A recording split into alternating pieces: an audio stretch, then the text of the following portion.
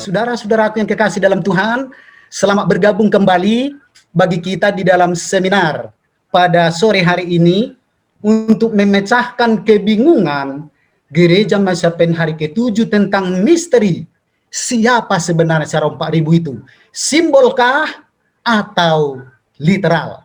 Namun sebelumnya, saya senang membacakan renungan buka untuk kita, sekaligus renungan ini adalah nasihat pedoman bagaimana caranya belajar nubuatan yang benar. Saudara-saudaraku, saya akan baca dari kitab Petrus, 2 Petrus 1 ayat 20 dan 21. Dikatakan demikian. Yang terutama harus kamu ketahui ialah bahwa nubuat-nubuat dalam kitab suci tidak boleh ditafsirkan menurut kehendak sendiri. Luar biasa nasihat ini, saudara-saudaraku. Bahwa nubuatan tidak boleh ditafsirkan menurut kehendak sendiri.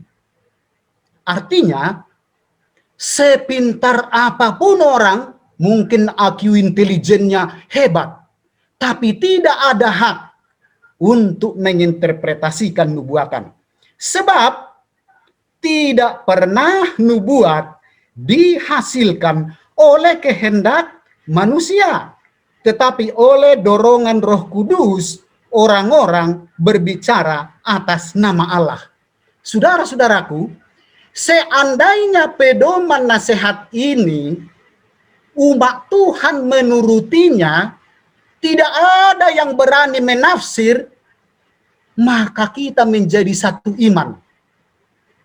Karena dikatakan di sini, Tuhan hanya berbicara melalui hamba-hamba pilihannya. Siapa itu?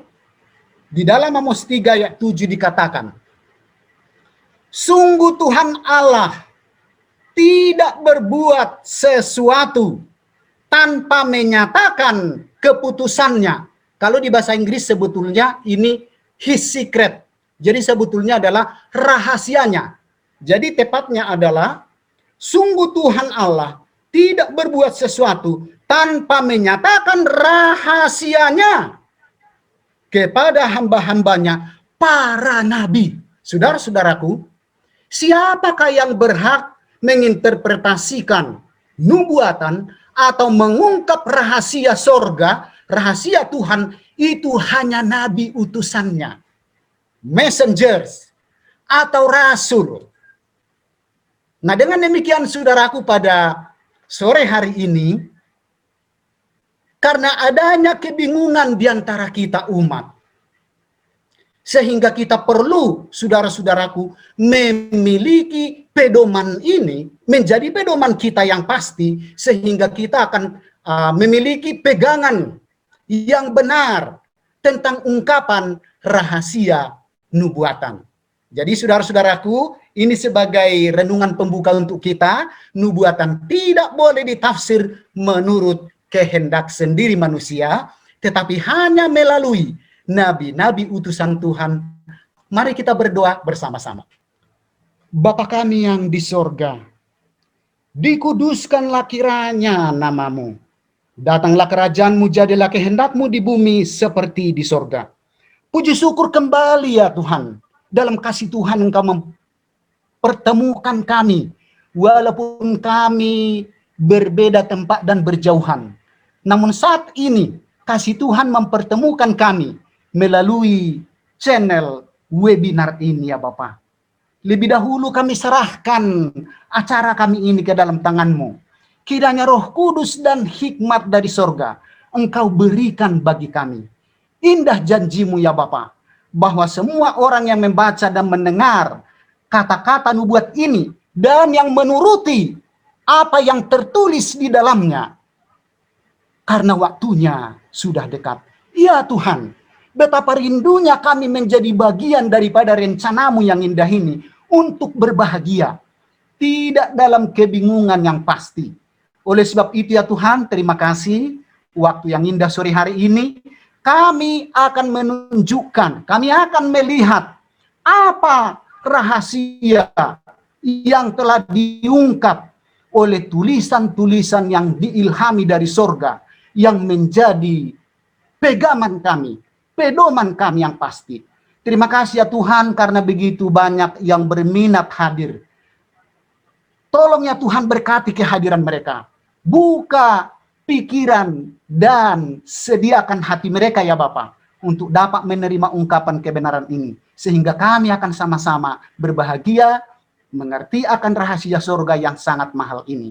Dan kami serahkan dari awal hingga akhir pertemuan ini Bapa. Kami muliakan Engkau dengan menuruti yang tertulis sesuai nasihat-Mu. Ampun dosa kami, dalam nama Yesus kami berdoa. Amin.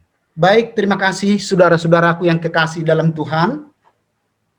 Sebelum saya mempresentasikan bagaimana memecahkan kebingungan gereja Masepen hari ke-7 tentang misteri 144.000. Saudara-saudaraku, karena pimpinan kita sendiri juga tidak bersatu pemahamannya dalam hal ini. Beberapa pendeta kita yang terkenal, yang dikagumi, sebagian mereka ada yang mengatakan ini adalah literal, tetapi sebagian mengatakan simbolis. Terjadi kebingungan saudara-saudaraku di antara kita. Ketidakpastian tentunya membuat kita tidak berbahagia. Baik saudaraku, mari kita dengar kedua saudara kita, pimpinan kita, yang memiliki pengertian yang berbeda dalam hal ini. Sebagian literal dan sebagian simbol. Silakan. Baik. Nah sekarang saya lihat di perbincangan apakah ini 190.000 itu adalah literal atau simbolik. Gambaran yang hal-hal dalam Wahyu 7 dan Wahyu 14 adalah hal-hal yang bersifat simbolik ya. Jadi Anda bisa mengambil kesimpulan kalau katakan bahwa itu logam. Misalnya 4 penjuru bumi. Apa artinya 4 penjuru bumi? Ya seluruh bumi. Keempat angin. Apakah hanya angin? Angin itu kalau kita lihat dalam Yeremia pasal 49 berbicara tentang apa? Destruction, kehancuran. Kan itu adalah simbol. Angin jangan bertiup. Artinya menghentikan berbagai macam kegiatan penghancuran. Ya, meterai. Apakah betul dicap itu meterai? Saudara-saudara, ini meterai di dahi, ini berbicara mengenai masalah, ya, kembali arti yang saya sebutkan itu tadi, to settle into the truth that he will never be moved, ya. Jadi artinya memastikan seorang ya ke dalam kebenaran, jadi mana dalam pikirannya. Jadi itu meterai itu adalah sesuatu simbol. Jadi kalau begitu semuanya simbol, 144.000 ya, simbol atau tidak? Ada yang katakan, oh tertulis 144.000. Iya, tertulis sama juga dengan perawan tertulis, angin ya, anak domba tertulis, tetapi itu adalah simbol. Is the 144,000 a literal number? Well, the jury is out on that.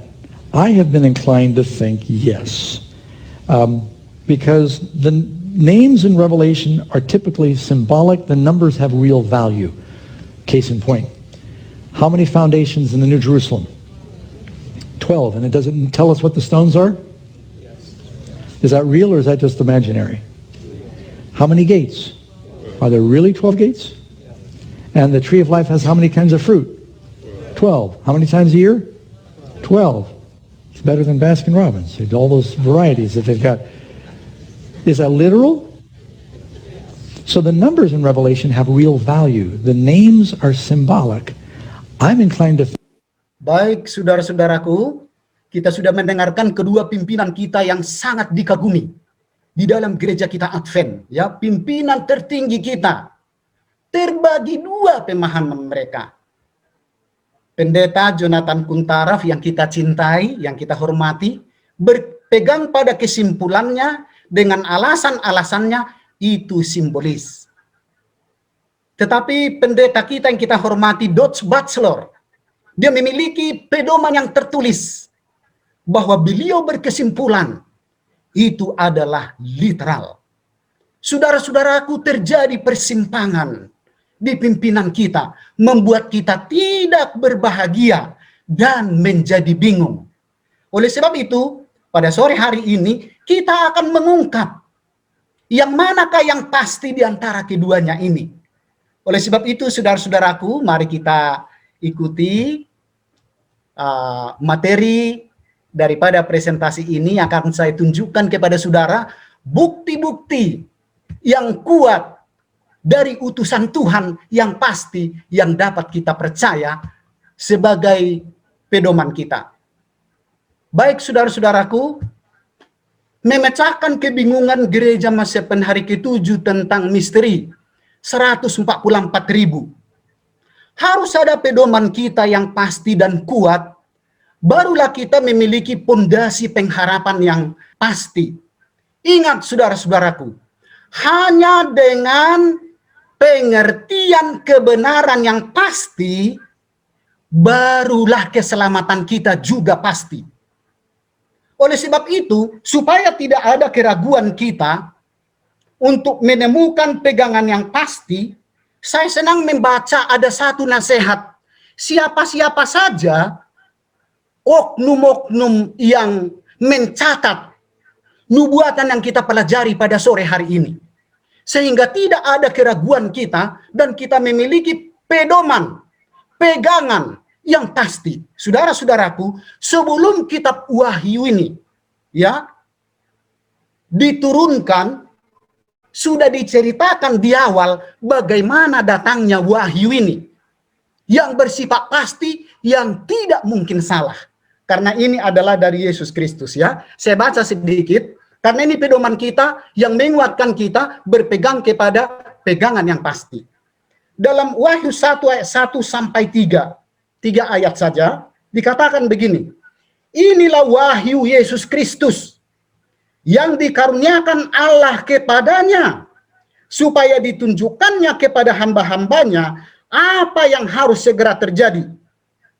Dan oleh malaikatnya yang diutusnya, ia telah menyatakannya kepada hambanya Yohanes. Yohanes telah bersaksi tentang firman Allah dan tentang kesaksian yang diberikan oleh Yesus Kristus.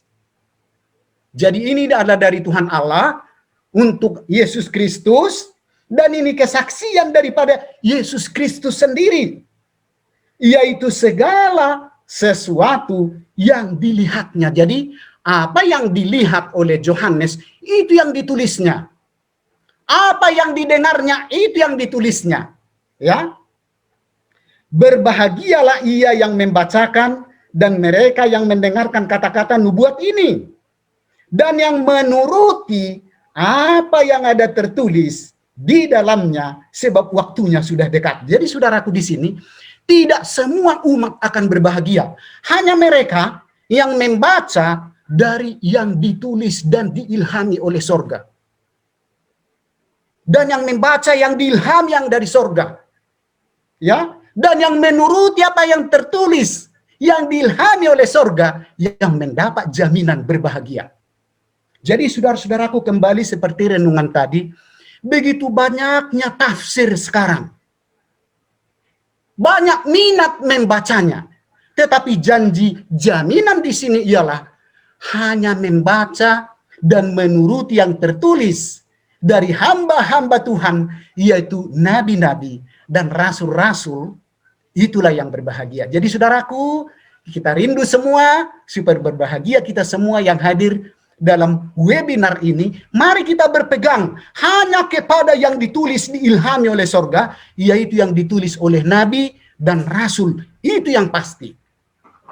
Demikian saudaraku, kita harus berpedoman kepada nasihat yang di dalam Alkitab, dan kita sebagai Advent tentunya roh nubuat ya.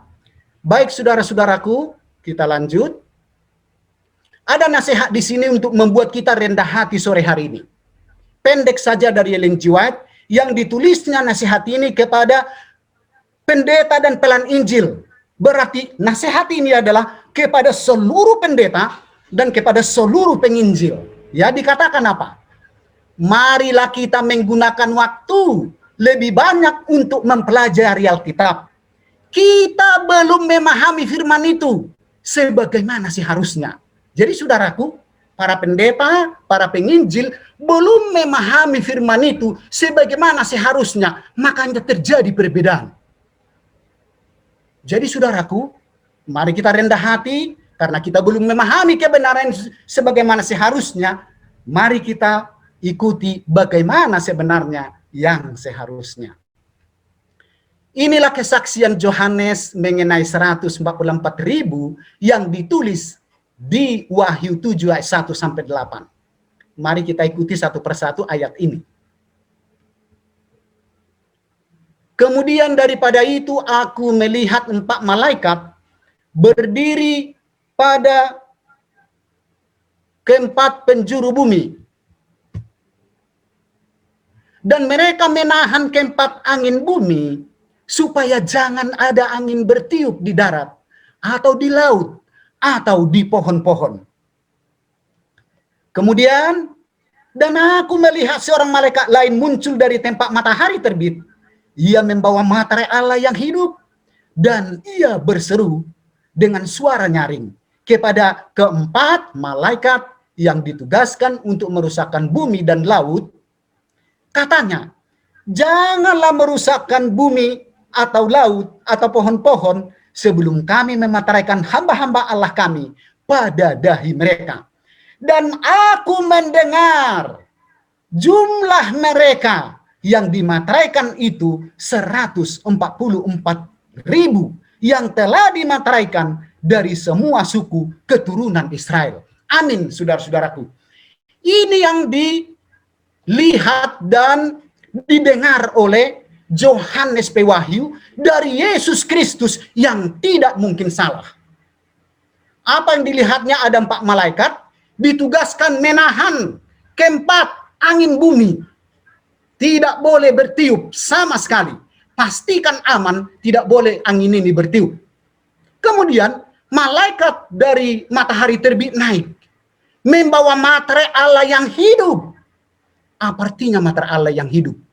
Materai Allah yang hidup ini kalau diterima orang yang dimateraikan, dia akan betul-betul hidup, ya.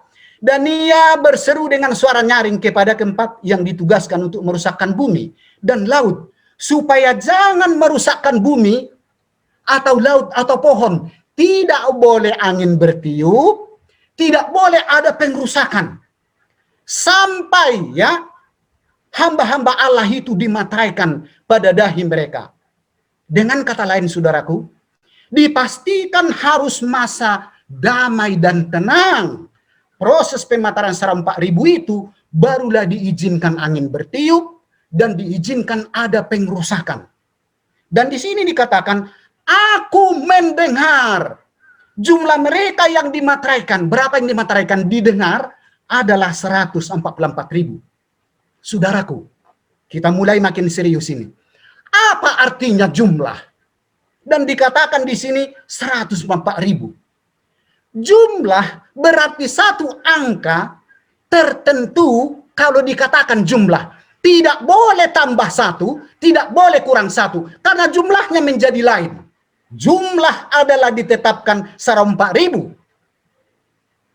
Dan jumlah itu bukti yang kuat diuraikan nanti, ya. Baik saudaraku, mari kita lihat ada gambar yang menarik di sini, memudahkan kita untuk memahami tadi ayat-ayat di Wahyu 7 ayat 1 sampai 4. Mari kita lihat di sini ada 4 malaikat menahan 4 mata angin bumi. 4 angin bumi ini ada malaikat, tugasnya pastikan angin yang ditahannya itu tidak ada yang bertiup. Kemudian ini malaikat yang di bawahnya ini menahan angin ini juga tidak bertiup, ya. Kemudian ini malaikat yang ketiga dan ini 4. Jadi 4 mata angin dipastikan tidak boleh bertiup. Dan malaikat yang dari timur, yang dari matahari terbit, berseru, di tangannya ada memegang materai Allah yang hidup. Berseru kepada 4 malaikat ini supaya jangan merusakkan bumi dan laut dan pohon-pohon sebelum selesai hamba-hamba Allah. Lihat ini, ada kelompok di sini yang bagian bawah dimateraikan, dan jumlah yang dimateraikan adalah 144.000 orang. Lihat ini saudara-saudaraku. Jadi ketika 144.000 ini dimateraikan adalah masa damai. Angin tidak boleh lepas, tidak boleh bertiup. Ya, di penjuru bumi tidak boleh ada. Ya, dikatakan dan tidak boleh ada pengrusakan. Dengan kata lain, 4.000 yang didengar jumlahnya ini dimateraikan sampai selesai, baru diizinkan gangguan-gangguan itu, ya, pengrusakan-pengrusakan, angin bertiup. Baik saudaraku, apa arti angin? Nah, ini harus serius dan konsentrasi kita.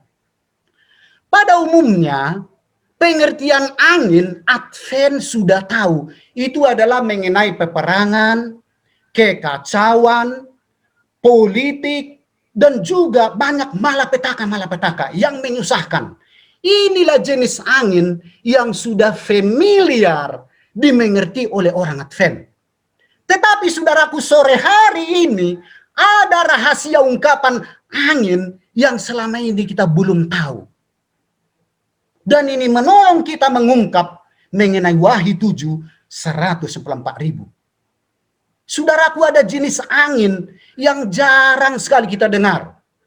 Sampai tua-tua kita di gereja Advent, jenis angin ini hampir tidak terdengar, diajarkan.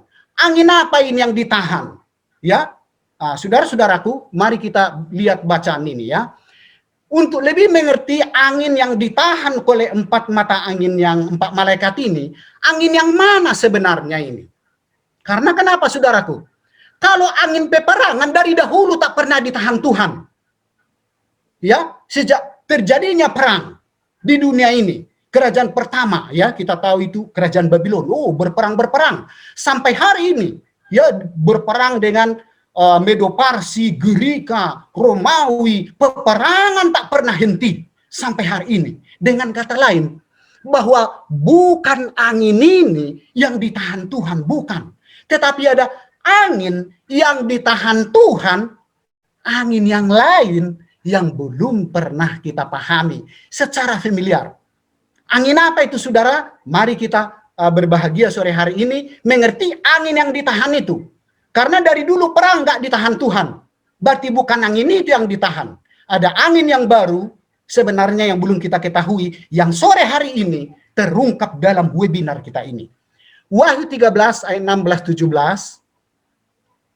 Di sini dikatakan, dan ia menyebabkan sehingga kepada semua orang, kecil atau besar, kaya atau miskin, merdeka atau hamba, diberi tanda pada tangan kanannya atau pada dahinya, dan tidak seorang pun yang dapat membeli atau menjual selain daripada mereka yang memakai tanda itu, yaitu nama binatang itu atau bilangan namanya. Saudaraku, memang kalau kita Advent mengenai sandelo, tanda binatang, anam-anam, semua kita tahu itu.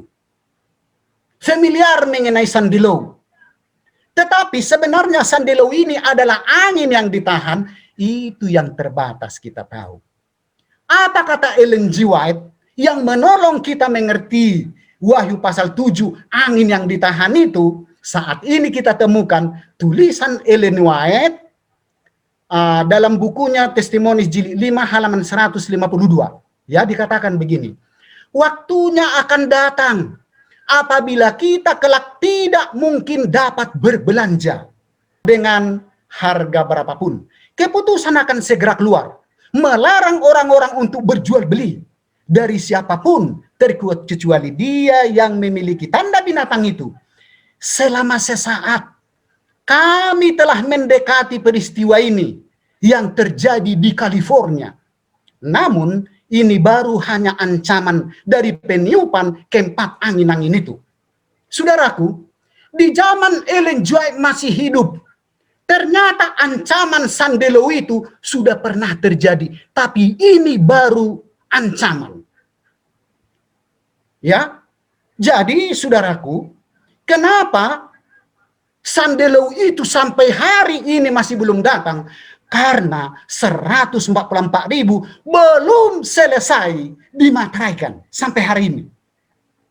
Jadi makanya di sini dikatakan bahwa ini katanya hanyalah ancaman dari peniupan keempat mata angin itu.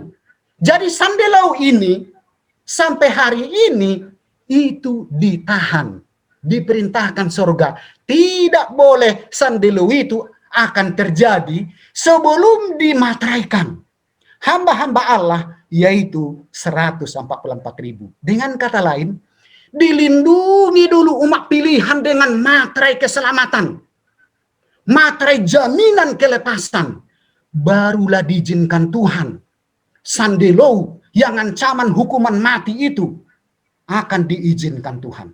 Jadi saudaraku, di sini kita mendapat pengertian baru dari slide nomor 5 ini, bahwa Tuhan menahan Sandelou itu, 4 mata angin itu, sampai selesai hamba-hamba Allah akan dimateraikan. Jadi saudara-saudaraku, sekaliannya masih akan ditahan oleh keempat malaikat itu, kita belum siap, kata Ellen G. White.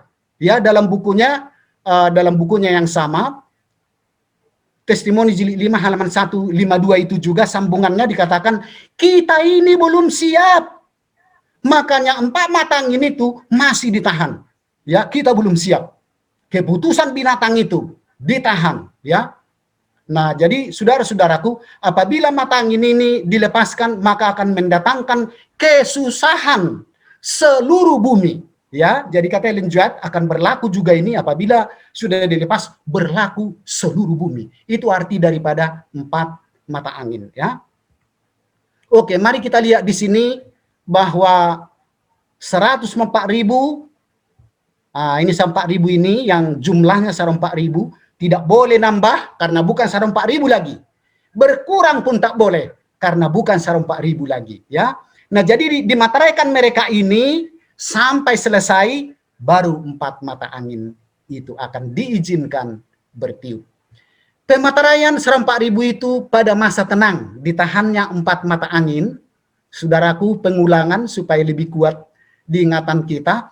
Katanya, janganlah merusakkan bumi atau laut atau pohon-pohon sebelum kami memateraikan hamba-hamba Allah kami pada dahi mereka. Dan aku mendengar jumlah mereka yang dimateraikan itu 104.000 yang telah dimateraikan dari semua keturunan Israel. Baik saudara-saudaraku, poin di sini ada yang mau saya tambahkan lagi, ya, penjelasan demi penjelasan, bahwa 4.000 ini dikatakan adalah dari keturunan Israel.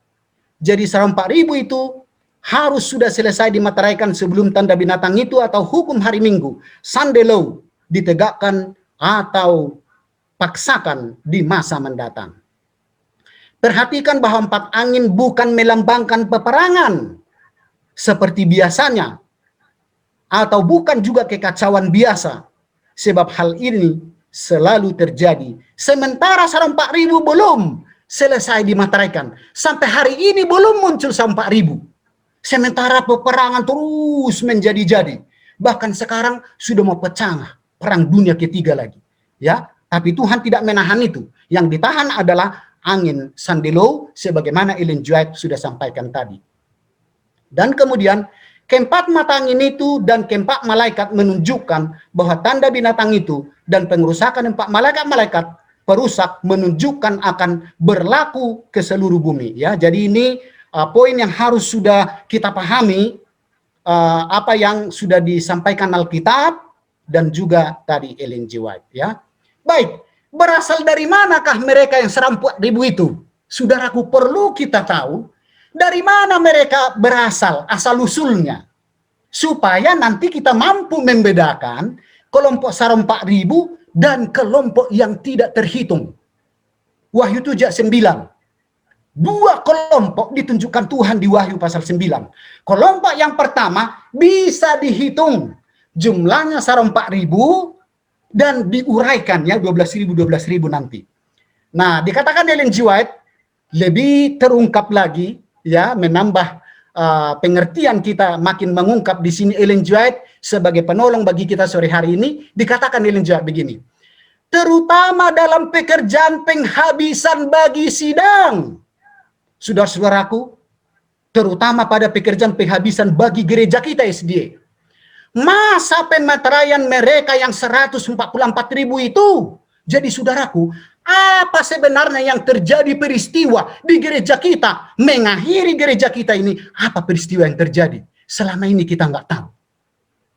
Kita pikir yang terakhir di gereja kita mungkin baptisan ratusan ribu orang, KKR besar-besaran.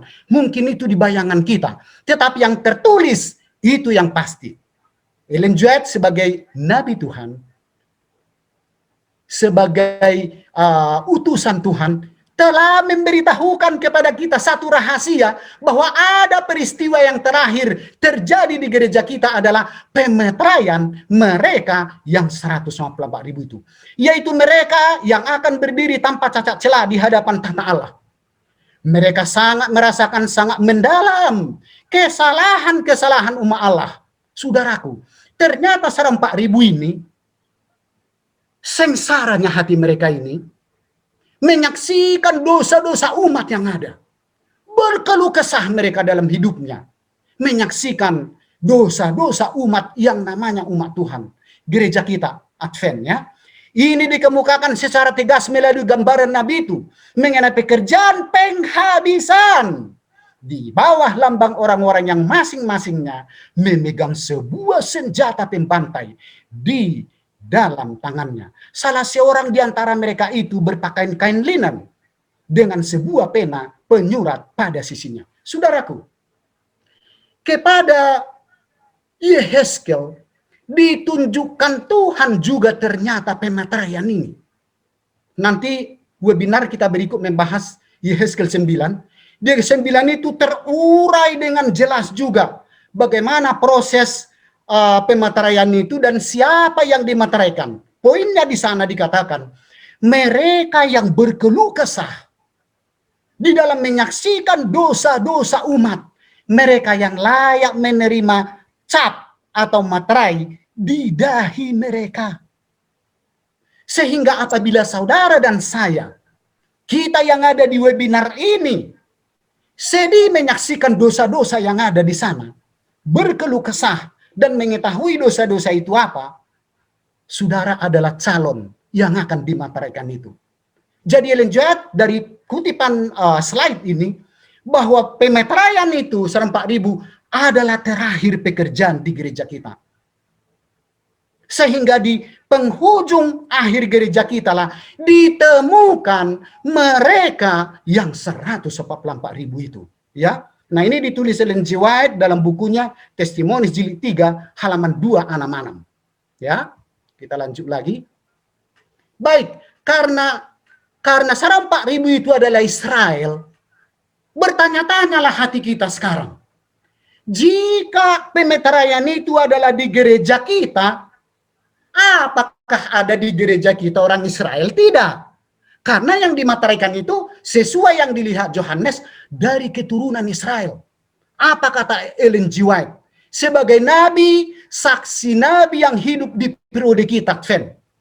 Tentu utusan-utusan Tuhan ini yang paling kita harapkan jadi pegangan yang pasti yang mengungkap rahasia 144.000 ini. Inilah kata Ellen G. White yang dia tulis dalam Testimoni jilid 9 halaman 164 paragraf yang pertama. Dikatakan Ellen G. White begini.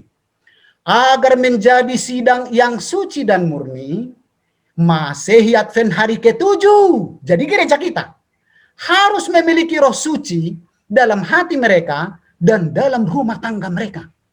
Allah telah memberikan terang kepada saya bahwa apabila orang Israel masa kini merendahkan hati mereka di hadapannya dan membersihkan kabar jiwa dari segala kekotoran, ia akan mendengarkan doa mereka mengenai orang sakit dan akan memberkati dalam penggunaan pengobatannya. Saudaraku, di sini ditulis Ellen G. White kepada kita yang menolong kita juga mengerti bahwa ternyata gereja Advent ini adalah Israel modern. Israel masa kini. Sehingga Ellen G. White juga menulis nasihat kepada pendeta dan pelayan Injil, berulang-ulang Ellen G. White menuliskannya, dikatakan begini, sejarah masa lalu akan berulang kembali. Jadi saudaraku, sejarah masa lalu yang berulang kembali. Dahulu ada Israel kuno, sekarang ada Israel modern. Kitalah itu. Untuk menguatkan dan memastikan supaya kita yakin Israel, saudaraku, saya tambahkan lagi bukti bahwa kita Israel. Saudaraku, pada waktu Israel kuno dahulu menerima 10 hukum di Gunung Sinai adalah Musa, Israel lah satu-satunya di planet bumi ini yang mengerti secara benar 10 hukum itu. Hanya mereka, bangsa Mesir, bangsa Palestina, bangsa Syria, dan semua bangsa di planet bumi ini tidak ada yang tahu secara benar, mengerti secara tepat 10 hukum kecuali Israel kuno di masa itu.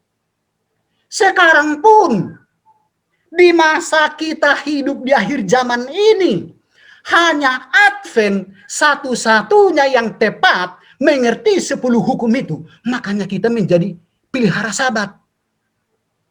Kita Advent. Kalau pergerakan Yahudi pendirinya adalah Nabi, itulah Moses. Kita pun pendirinya Nabi, Ellen G. White. Jadi sama-sama Nabi pendirinya. Jadi ini gereja Tuhan memang di sini ditemukan Israel modern itu sekarang. Jadi saudaraku, sanggupkah sekarang kita jujur di dalam diri kita menerima apa yang diberikan Tuhan kepada utusan-utusannya yang tidak salah ini? Bahwa saudara dan saya sebenarnya orang yang berbahagia direncanakan Tuhan. Kalau di mata Tuhan Israel adalah bangsa yang tersendiri yang istimewa, pilihan Tuhan yang lahir dengan keajaiban Ishak ya. Ingat saudaraku, Israel adalah satu bangsa yang memang istimewa, satu-satunya di bumi ini. Karena kelahiran mereka itu adalah kelahiran yang ajaib.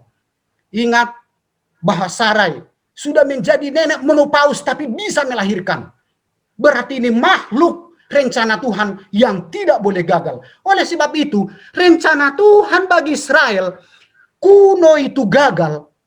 Sekarang rencana Tuhan untuk tidak boleh gagal diambilnya dari Israel modern. Jadi saudaraku, berbahagialah saudara dan saya dan kita semua menjadi Israel masa kini. Israel yang berharga di mata Tuhan, yang akan dipilihnya di akhir zaman ini. Adakah Israel dalam gereja masa hari ke-7? Nah, ini makin diperkuat. Bukti Israel itu ada di gereja kita. Apa kemungkinan-kemungkinan yang benar sebagai bukti bahwa di gereja kita ada memang Israel itu? Mari kita lihat. Testimoni jilid 3 halaman 266 tadi kita sudah baca. Saya ambil sarinya, poin pentingnya. Dikatakan di sana, terutama dalam pekerjaan penghabisan bagi sidang. Masa pemeteraian mereka yang 104.000 itu. Dengan kata lain, bahwa 4.000 itu dipastikan oleh Ellen G. White ada di gereja kita. Yaitu mereka yang akan berdiri tanpa celah di hadapan tata Allah. Saudaraku, jika saudara mau mengikuti webinar-webinar selanjutnya, akan ada satu topik nanti, materi daripada webinar, bahwa nanti saudaraku, umat Tuhan akan disucikan, tidak ada noda sedikit pun noda dosa. Tidak ada cacat sama sekali. Ada proses penyucian. Tidakkah rindu saudara menjadi bagian daripada rencana yang hebat ini? 4.000 nanti akan disucikan. Ya, dan mereka yang bergabung dengan mereka. Sehingga yang terakhir adalah sidang yang kudus, the glorious church. Itu yang layak bertemu dengan Tuhan Yesus. Karena gereja kita Laodikia, keadaan yang menyedihkan, ya, tidak layak bertemu dengan Tuhan. Makanya Ellen G. mengatakan, ada kutipan yang saya tunjukkan nanti, bahwa gereja yang diterima oleh Yesus pada waktu kedatangan yang kedua kali adalah the glorious church. Ya, sabar, nanti kita akan ketemu dengan kutipannya. Baik, mari kita lihat di Wahyu 7:4. Dan aku mendengar jumlah mereka yang dimateraikan itu 104.000 yang telah dimateraikan dari semua suku-suku Israel. Jadi saudaraku, dua hamba Tuhan bicara di sini. Seandainya Ellen G. White hadir di webinar ini, dan Yohanes yang menulis ini hadir di webinar ini, apa yang mereka tulis, itu yang mereka katakan hari ini juga, sore ini juga, kepada saudara dan saya. Jadi maaf saudara, tidak ada kata-kata saya di sini Saya hanya menyampaikan apa yang mereka tulis. Dan apa yang mereka tulis itulah yang mereka akan katakan juga di webinar ini. Seandainya mereka hadir di sini. Jadi ingat saudaraku, bahwa apa yang dilihat oleh utusan-utusan surga ini digenapi di gereja kita. Bersyukur saudaraku ini ada di gereja kita ini. Bukankah membuat saudara senang? Sebenarnya rencana Tuhan yang istimewa itu ada di sini, ya. Kemudian mari kita lihat lagi Yakobus 1 ayat 1. Salam dari Yakobus, hamba Allah dan Tuhan Yesus Kristus, kepada ke-12 suku perantauan, ya. 12 suku di perantauan. Dengan kata lain, Israel yang dulu itu sudah terbuang, ditolak Tuhan mereka. Satu-satunya mereka diterima Tuhan, mereka bertobat menjadi Kristen. Dan Kristen diakui Tuhan, gereja Advent. Karena pekabaran 3 malaikat dikumandangkan banyak di berbagai negara. Tentunya keturunan Israel yang 12 suku yang merantau ini, ada ini yang masuk menjadi Advent. Mungkin saudara dan saya juga. Karena sudah kawin-mawin sesuai nubuatan Daniel 2 ayat 43 apa dikatakan? Demikianlah besi dan tanah liat tidak akan bercampur, bersatu. Karena itu adalah kekuatan yang berbeda. Yang satu kuat, satu rapuh. Artinya sebenarnya ada percampuran perkawinan di akhir zaman ini. Apalagi manusia senang kawin-mawin. Di masa teknologi belakangan ini dan transportasi yang lancar. Perkawinan antar bangsa begitu mudah. Bangsa mana dengan bangsa mana yang tidak menikah lagi sekarang? Dengan kata lain, perantauan di perantauan mereka 12 suku ini membuat kemungkinan yang pasti bahwa di gereja kita sudah banyak orang Israel itu. Berdoalah kita supaya digenapi rencana Tuhan istimewa ini di dalam diri saudara dan di dalam kita semua. Ya, Yehezkiel 28 ayat 25. Beginilah firman Tuhan Allah. Pada saat aku mengumpulkan kaum Israel dari tengah suku-suku bangsa, ternyata Tuhan akan mengumpulkan lagi yang berserak di perantauan itu. Dan aku menunjukkan kekudusanku kepada mereka di hadapan bangsa-bangsa. Maka mereka akan diam di tanah mereka yang telah kuberikan kepada hambaku Yakub. Saudaraku, rencana Tuhan bagi Yakub tidak boleh gagal. Banyak bukti yang kuat di dalam Alkitab. Ini pasti akan digenapi. Karena nubuatan tidak boleh gagal. Gagal nubuatan seolah-olah di sana yang gagal siapa? Tuhan. Tuhan tak pernah mengalami kegagalan. Manusianya gagal, Tuhan tak akan gagal. Karena rencananya dia buat lagi yang lebih bagus. Ya, jadi saudaraku, ini kita lihat bahwa Israel itu ada di gereja kita, gereja Masyapen hari ke-7. Saudaraku, ada orang bingung, kan sudah kawin-mawin, nggak tahu lagi mana ini yang suku mana dan keturunannya siapa. Saudaraku, manusia terbatas, tetapi surga tidak akan gagal. Contohnya kalau kita lihat silsilahnya Yesus Kristus. Ya, di dalam Matius 1 ayat 17, di sana dijelaskan siapa-siapa ayah daripada Yesus, keturunan mulai dari Abraham sampai Israel merantau juga ke Babel, balik lagi ke Yerusalem. Berapa tahun itu saudaraku? Berapa puluh generasi itu? Dari bapak ke bapak semua itu tertulis bisa. Dengan kata lain, surga memiliki catatan yang pasti siapa-siapa keturunan dari Israel itu dari setiap generasi. Ingat, malaikat ada menyertai kita, mencatat itu semua. Jangan pernah ragu, karena surga akan menggenapi rencananya. Baik saudaraku, sekarang sudah kepada jawaban yang lebih pasti. Apakah 4.000 itu simbol atau jumlah sebenarnya? Menurut saksi surga, saudaraku, seperti tadi di awal 2 video pendek, terpecah sebagian. Pendeta yang kita hormati mengatakan itu adalah simbol, sebagian literal. Sekarang kita tanya yang langsung mendengar. Saksi sorga yang tak mungkin salah. Karena ini adalah kesaksiannya Yesus yang tidak mungkin salah, maka inilah kembali kita dikuatkan. Dan aku mendengar jumlah mereka yang dimateraikan itu 144.000 yang telah dimateraikan dari semua suku keturunan Israel. Jadi saudaraku, dari Ellen G. White tadi sudah menunjukkan bahwa itu di gereja kita, dan jumlahnya pun saudaraku didengar oleh Yohanes Pewahyu adalah 104.000. Dan dikatakan masing-masing diuraikan. Kenapa ini adalah pasti angka? Karena diuraikan 12.000 dari semua keturunan Israel. Jadi dari Yehuda 12.000, dari suku Ruben 12.000, suku Gad 12.000, Aser, Naftali, Manase, Simeon, Lewi, Isakar, Zebulon, Yusuf, Benjamin, semua mereka 12.000. Kita lihat di sini saudaraku. Tidak boleh nambah satu dan tidak boleh kurang satu, karena bukan 104.000 lagi. Jadi ini saudaraku sangat kuat bukti bagi kita. Seandainya kembali di webinar ini Yohanes yang menulis ini hadir, dia akan katakan apa yang dia dengar.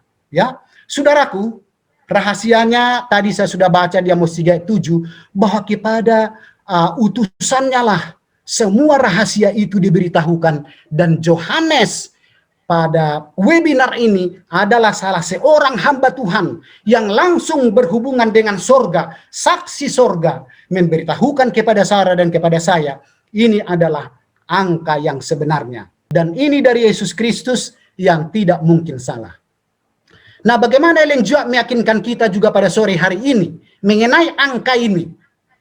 Kita baca dalam kutipannya yang pendek, dikatakan oleh Ellen G. White dalam buku tulisan permulaan, orang-orang saleh yang hidup yang banyaknya 144.000 itu. Lihat saudaraku. Tidak berbeda Yohanes dengan Ellen G. White. Yang banyaknya lagi Ellen G. White katakan. Dalam edisi tulisan permulaan terbitan IPH, jadi kita tahu bahwa tulisan permulaan ini sudah berkali-kali dicetak. Dalam kalimat edisi terbitan IPH yang lain dikatakan yang 104.000 bilangannya itu. Bilangan. Berarti ini adalah jumlah yang sebenarnya. Mengetahui dan mengerti akan suara itu. Sedangkan orang-orang jahat mengira itu adalah bunyi guru dan gempa bumi. Ketika Allah memberitahukan sakatnya, Dia mencurahkan Roh Kudus kepada kami. Kemudian Ellen G. White melanjutkan di bukunya yang sama, ya, ini dalam edisi bahasa Inggris 15 ya, halaman 15 paragraf 2 dikatakan begini. Di sini pada laut kaca berdirilah yang 144.000 itu dalam peta 4 segi yang sempurna. Memang saudara-saudaraku, kalau 12.000 berbaris akan terjadi 4 segi yang sempurna. Kalau berkurang satu, maka 4 segi itu sudah cacat. Berkurang satu berarti petak itu ompong satu. Kalau ditambah satu, cacat satu.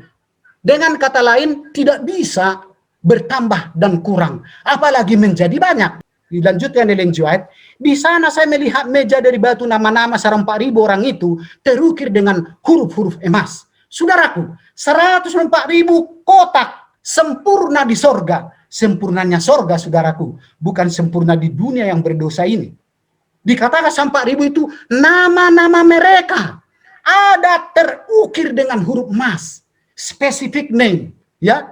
Jadi kalau nama-namanya juga masing-masing ada, bilangannya juga bentuk kotak, ini memastikan kepada kita ini adalah angka yang sebenarnya, ya. Tulisan permulaan halaman 67. Baik saudara-saudaraku, Ellen G. White mengatakan kepada kita dalam bukunya Reform Herald Maret tanggal 9/1905 dikatakan, marilah kita berjuang dengan segala kuasa yang Tuhan berikan kepada kita agar kita menjadi bagian daripada 144.000. Tulisan ini, seruan yang sungguh-sungguh ini 4 kali ditulis Ellen G. White, saudara-saudara. Sekali saja kalau Nabi mencatat itu serius. Ini sampai 4 kali. Ini bukan hanya serius lagi, ya, tidak main-main, dan ini sungguh-sungguh, dan ini adalah harga mati saudara-saudaraku. Ya, supaya kita berjuang, supaya saudara dan saya menjadi bagian daripada sarana 4.000 itu. Baik saudara-saudaraku, ada satu kelompok lain lagi saudaraku, yang nanti kita akan temukan. Namun kita lihat dulu karakter dari sarana 4.000 ya. Di dalam 14 ayat 1, ayat 4 dan 5, inilah karakter daripada sarana 4.000 itu. Yohanes mengatakan, dan aku melihat sesungguhnya anak domba berdiri di Bukit Sion dan bersama-sama dengan dia 144.000 orang. Dan di dahi mereka tertulis namanya dan nama bapaknya. Mereka adalah orang-orang yang tidak mencemarkan diri dengan perempuan-perempuan, karena mereka murni sama seperti perawan. Mereka adalah orang-orang yang mengikuti anak domba itu kemana saja ia pergi. Mereka ditebus dari antara manusia sebagai korban-korban sulung. Sebenarnya kalau di bahasa Inggris ini adalah being first fruit. Artinya adalah buah-buah pertama. Itu sebetulnya arti yang tepat. Bagi Allah dan bagi anak domba itu. Dan di dalam mulut mereka tidak terdapat dusta.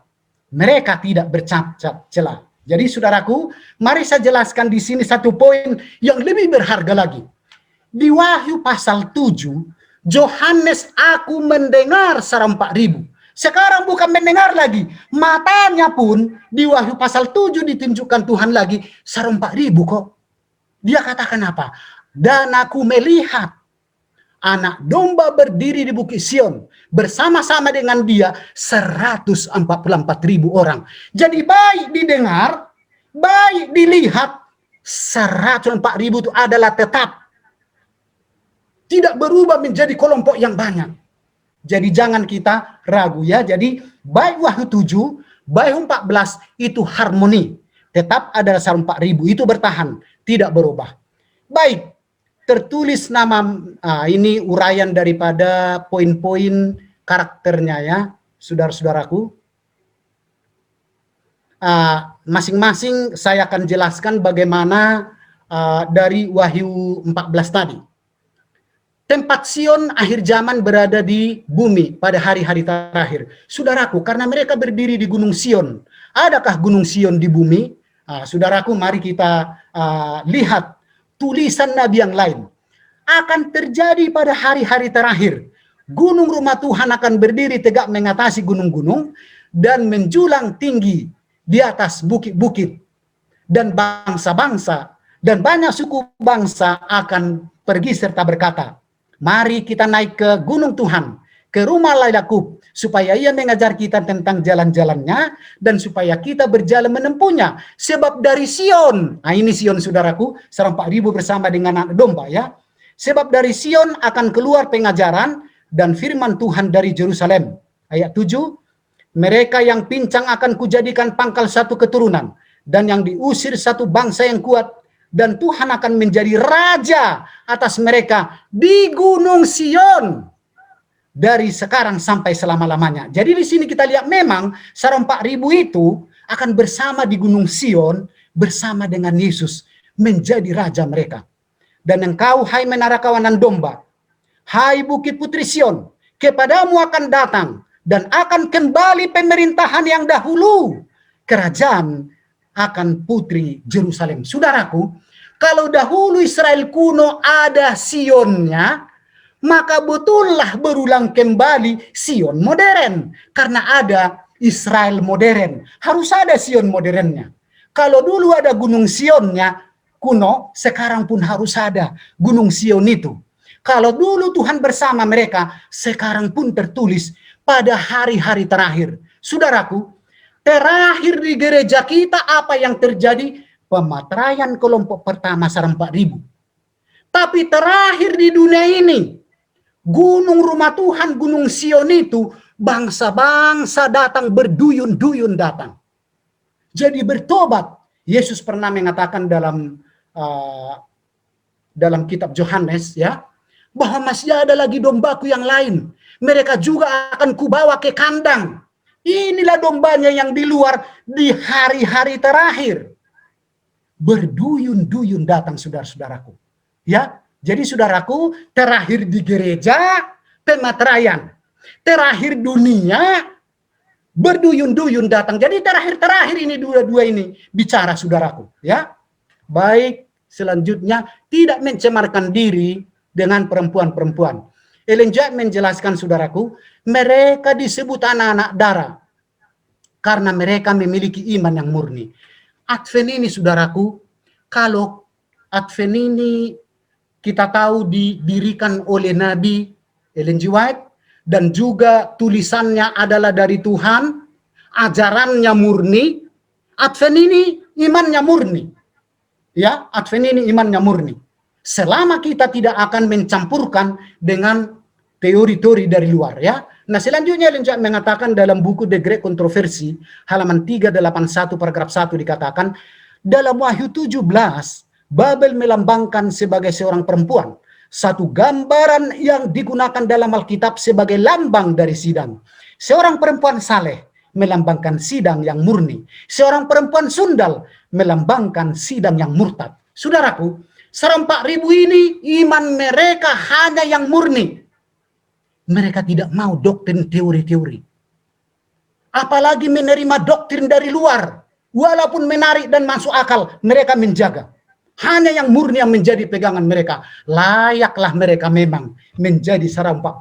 Ya. Baik, saudaraku, mengikuti anak domba kemana saja ia pergi. Nah, ini menarik sekali. Ellen G. White dalam bukunya Review and Herald 18 Maret 1890 dikatakan, mengikuti anak domba kemana saja ia pergi. Bagaimanakah Yesus anak domba itu ketika dia di bumi ini? Ya, seperti itulah yang diikuti jejaknya oleh 4.000. Apa itu? Saya akan bacakan bagi kita. Ada pekabaran lama dan ada pekabaran baru. Allah tidak menghendaki kepada setiap orang untuk berpikir bahwa tidak ada pekabaran lain untuk didengar yang mana ia telah karuniakan. Kita memerlukan pekabaran lama dan pekabaran baru. Review and Herald, ya. Kemudian bagaimanakah Yesus ketika itu? Memang seperti itulah 4.000. Yesus rindu mengajarkan kebenaran lama dan kebenaran baru. Di sini ditulis oleh Ellen G. White, ketika Kristus ingin membuka kepada murid-muridnya kebenaran kebangkitannya, dia mulai kepada Musa dan semua nabi. Jadi Yesus mengajar di bumi ini, dia mulai dulu terang yang dari paling lama, ya, tulisan nabi-nabi. Lalu lanjut kepada terang baru mengenai kebangkitannya. Itu pengertian di sini. Dan menjelaskan kepada mereka dalam semua tulisan suci hal-hal tentang dirinya. Tapi itu adalah cahaya yang bersinar dalam kebenaran yang baru, terungkap yang memuliakan yang lama. Dia yang menolak atau mengabaikan yang baru sebenarnya tidak memiliki yang lama. Baginya ia kehilangan kekuatan vitalnya dan hanya menjadi bentuk tak hidup. Christ of Lesson halaman 127. Jadi saudaraku, 4.000 ini seperti Yesus mencintai semua kebenaran. Utuh dia cintai, tidak ada pilih-pilih, total dia cintai dan menerima resiko kebenaran sendiri. Sampai teraniaya, dihina, dicemooh, diolok. Demikian juga 4.000 menerima semua resiko kebenaran yang mereka terima. Demikian saudara-saudaraku, poin daripada mengikut anak domba itu. Kemudian kelompok yang kedua di dalam Mika 4 ayat 1 ini memiliki satu keharmonisan terhadap rombongan besar yang dilihat oleh Wahyu 7 ayat 9, ya. Di Wahyu 7 ayat 9 dikatakan, kemudian daripada itu aku melihat sesungguhnya satu kumpulan besar orang banyak yang tidak dapat terhitung banyaknya dari segala bangsa dan suku dan kaum dan bahasa berdiri di hadapan tahta Allah, di hadapan tahta dan di hadapan anak domba, memakai jubah putih dan memegang daun-daun palem di tangan mereka. Saudaraku, 4.000 itu asal usulnya dari gereja Advent. Jelas, kita udah baca tadi. Orang banyak ini asal usulnya sudah diperlihatkan kepada Yohanes. Kelompok besar ini adalah berasal dari suku-suku bangsa, bukan dari gereja kita. Jika asal-usul mereka ini adalah dua asal yang berbeda, tentu mereka ini adalah berbeda. Jadi 4.000 itu bukan kelompok besar. Kelompok besar ini bukan 4.000. Sarang 4.000 yang pertama dimateraikan dari gereja kita menjadi buah pertama yang dituai dari gereja kita. Kemudian dituai buah-buah kedua, itulah rombongan dari segala bangsa. Makanya mereka itu disebut buah-buah pertama, karena mereka yang dituai dimateraikan pertama. Buah pertama. Kemudian, kenapa disebut buah-buah sulung? Ingat saudaraku ya. Nah, kita lihat ini gambar ini. Buah-buah pertama berasal dari gereja kita, ya. Dari gereja kita. Istilah buah-buah pertama mengindikasikan kelanjutannya pasti ada yang kedua. Dari mana buktinya? Lihat. Kedatangan Yesus yang pertama, ada kedatangan yang kedua. Kebangkitan yang pertama, ada kebangkitan yang kedua. Oleh sebab itu, buah-buah pertama sarang 4.000 ini, karena ada tuai yang menyusul sebagai buah-buah kedua. Itulah dari segala bangsa yang berasal dari semua bangsa-bangsa di dunia ini. Berduyun-duyun, demikian kata Mika tadi ya. Jadi saudaraku, betapa sempurnanya kebenaran ini. Harmoni Alkitab Perjanjian Lama terhadap Perjanjian Baru. Dengan Ellen G. White juga harmoni. Ya. Nah, kenapa ini saudara-saudaraku lebih kita yakini, saudaraku? Karena akan ada dua macam tuaian bumi ini. Sebagaimana contoh di sorga, ada dua contoh di sorga yang akan dituai ini. Di sorga ada diangkat hidup-hidup. Henok namanya. Hidup diangkat ke sorga dia, bukan Israel. Jadi buah kedua ini bukan Israel, diselamatkan Tuhan juga. Hidup-hidup diangkat seperti Henok. Makanya Henok memegang palang juga di tangannya, rombongan besar ini memegang palang. Demikianlah juga ini diangkat hidup-hidup di sorga sudah ada contohnya. Itulah Elia. Tidak mengalami mati, diangkat hidup-hidup dan dia Israel. Jadi saudaraku, ada 4 kelompok yang dibawa ke sorga itu. Tebusan. 2 dari yang hidup tidak mengalami mati. 1 dari kelompok Israel. 1 kelompok bukan Israel. Dari Israel dihitung, dari non-Israel tidak bisa dihitung. 2 kelompok yang hidup. Dan 2 lagi dari yang mati. Siapa yang 2 kelompok dari yang mati? Ada yang mati yang diselamatkan dari mati biasa. Dan ada yang mati syahid. Lihat saudaraku, sorga begitu sempurnanya merencanakan semua ini. Dan contoh-contohnya. Ya, baik saudara-saudaraku, kita lihat ini tadi, bagaimana slide demi slide begitu kuat bukti-bukti mengenai sarang 4.000. Inilah kesimpulannya bagi kita sekarang. Kesimpulan. Mereka yang sarang 4.000 itu adalah Israel keturunan Yakub yang ditemukan pada masa pemateraian dalam gereja kita masa hari ke-7 pada masa pekerjaan penghabisan bagi sidang. Siapa yang mengatakannya? Maaf, bukan saya, Ellen G. White. Kalau kita tolak ini, menolak Ellen G. White, saudaraku, kita tolak Nabi kita. Bukankah sudah disumpah di baptisan bahwa kita harus menerima sebagai iman keselamatan kita? Perjanjian keselamatan adalah perjanjian kita terima akui roh nubuat tulisan Ellen G. White. Saudaraku, pastikan saudara mengimani apa yang dikatakan Ellen G. White. Saudara akan pasti memiliki harapan yang ada di dalam yang tertulis ini. Ya. Kemudian nomor 2, mereka sarang 4.000 itu adalah berasal dari gereja masa hari ke-7 sebagai Israel masa kini. Wah, kalau saya bahagia saya membaca ini. Bahagia sekali saya sebagai Israel modern. Semoga saudara akan merasa bahagia juga. Ellen G. White menuliskannya sampai 4 kali. Serius kalau 4 kali. Coba kalau ada yang serius saudara mau sampaikan berita penting, saudara tidak tenang.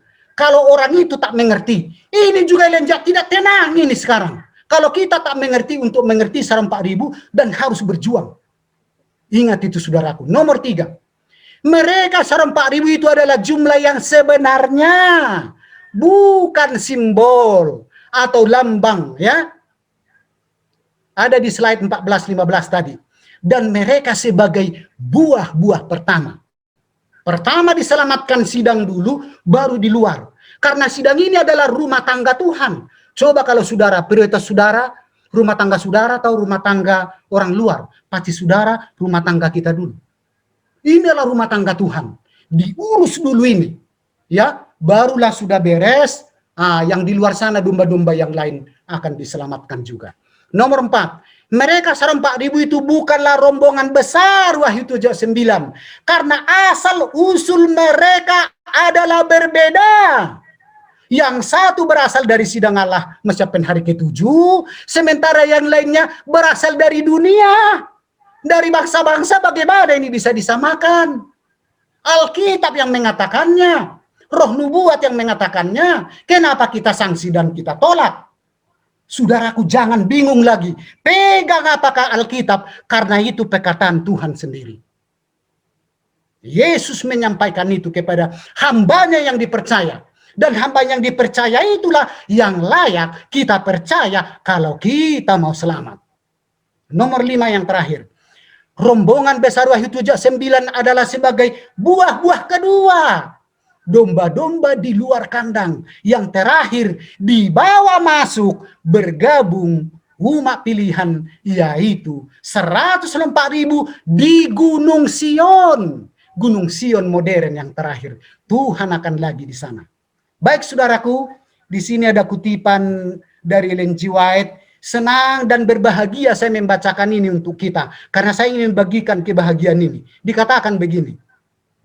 Dengan mengenakan senjata kebenaran Kristus, gereja akan memasuki peperangannya yang terakhir. Saudaraku, peperangan apa yang terakhir? Antara umat yang benar akan bertempur terakhir dengan setan punya tentara, Sunday Law. Karena ini peperangan yang terakhir, tak mungkin Tuhan kalah. Kalau kalah, kita nanti terakhir kalah selamanya surga. Tidak mungkin. Oleh sebab itulah perlu pasukan khusus yang dipastikan harus terjamin menang menghadapi peperangan yang terakhir ini. Nah, dikatakan indah bagaikan bulan purnama, cerah bagaikan matahari, dahsyat bagaikan tentara dan panji-panjinya. Ia akan pergi ke seluruh dunia. Makanya bangsa-bangsa itu dimenangkan karena mereka pergi ke seluruh dunia untuk memenangkan dan memenangkan lagi. Alfa Omega dalam buku Alfa Omega buku 4. Para nabi dan raja halaman 306. Kemudian inilah saudaraku yang saya janjikan tadi, ya. Saya penuhi janji saya. Saudara tolong ingat ini, bila penting catat. Ya, ini penting bagi keselamatan kita semua. Dikatakan apa?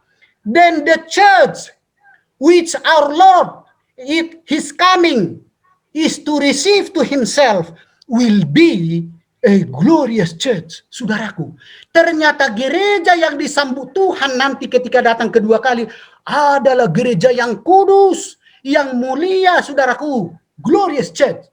Bandingkan dengan gereja kita Laodikia sekarang. Makin membaik kerohanian kita sekarang atau tidak? Saudara yang menilai sendiri. Tetapi dikatakan di sini glorious church yang layak bertemu dengan Tuhan.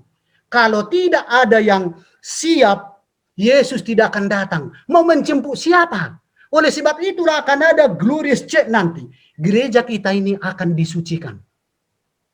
Menjadi the glorious church. Oleh sebab itu yang berbahagia adalah orang yang mengerti bagaimana penyucian itu. Sehingga mereka memiliki persiapan yang benar. Persiapan yang benar pasti berasal dari tulisan Nabi. Bukan dari pikiran kita sendiri. Ya. Kemudian dikatakan the glorious church itu not having spot or wrinkle or any such thing. Jadi tidak ada dikatakan noda sedikit pun, noda dosa atau cacat sedikit pun atau jenis apapun yang jelek, tidak ada. Dan dia dikatakan akan terlihat dikatakan seperti cerahnya pagi dan indahnya bulan dan juga cerah bagaikan matahari. Begitu hebat katanya ya, bagaikan tentara dengan membawa panji-panjinya. Jadi saudaraku, mari kerinduan Ellen G. White ini menjadi kerinduan kita juga. Ellen G. White saja pengen rindu dia berjuang. Bukankah Ellen G. White adalah yang harus kita ikuti nasihatnya? Inilah kerinduan Ellen G. White. Ini kerinduan daripada Yohanes Pembaptis. Dan ini kerinduan yang dinantikan Tuhan digenapi di gereja kita, gereja Masa Pen hari ke-7. Demikian saudaraku, seminar kita pada sore hari ini. Kiranya saudara dapat memahami, kami akan bisa bagikan ini kepada saudara. Saudara-saudara juga bisa akan mengulang-ulanginya. Jika ada pertanyaan-pertanyaan saudara, dengan senang hati kami akan membantu menjawabnya. Tuhan memberkati kita semua. Amin. Praise the Lord, praise the Lord, let the earth hear his voice. Praise the Lord, let the people rejoice. Oh, come to the Father through Jesus the Son.